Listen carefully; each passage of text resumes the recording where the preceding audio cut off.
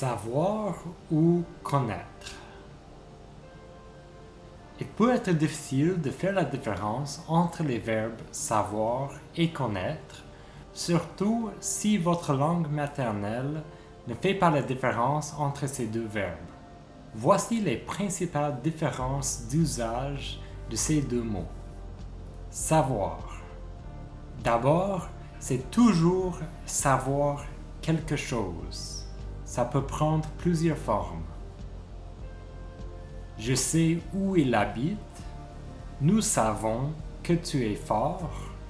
Vous savez déjà ce qui arrive à la fin du film. Ils savent nager.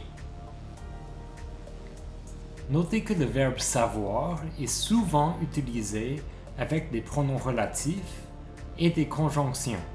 Que, ce dont, à quoi, où, si, etc. Notez aussi que lorsqu'on utilise un verbe à l'infinitif après savoir, il n'y a pas de préposition entre les deux. Mais on peut voir le mot comment après le verbe savoir. Connaître. On peut connaître quelqu'un, un lieu ou même quelque chose. Je connais ton cousin. Mon amie Thérèse connaît bien Paris. Ils connaissent les humeurs de leurs enfants.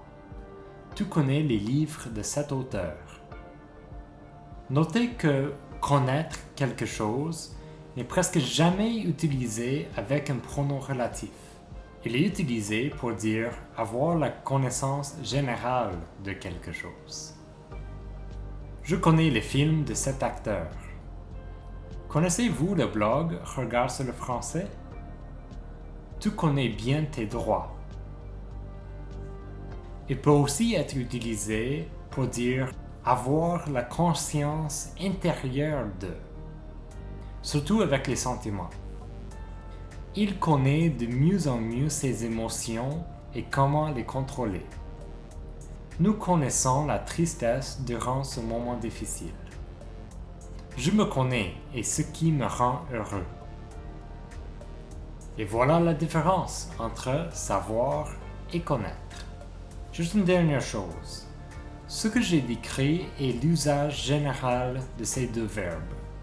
Mais dans un langage un peu plus littéraire ou même poétique, on peut voir un peu plus de liberté dans le choix de ces deux mots. Abonnez-vous à ma chaîne et découvrez d'autres vidéos pour vous aider à apprendre le français.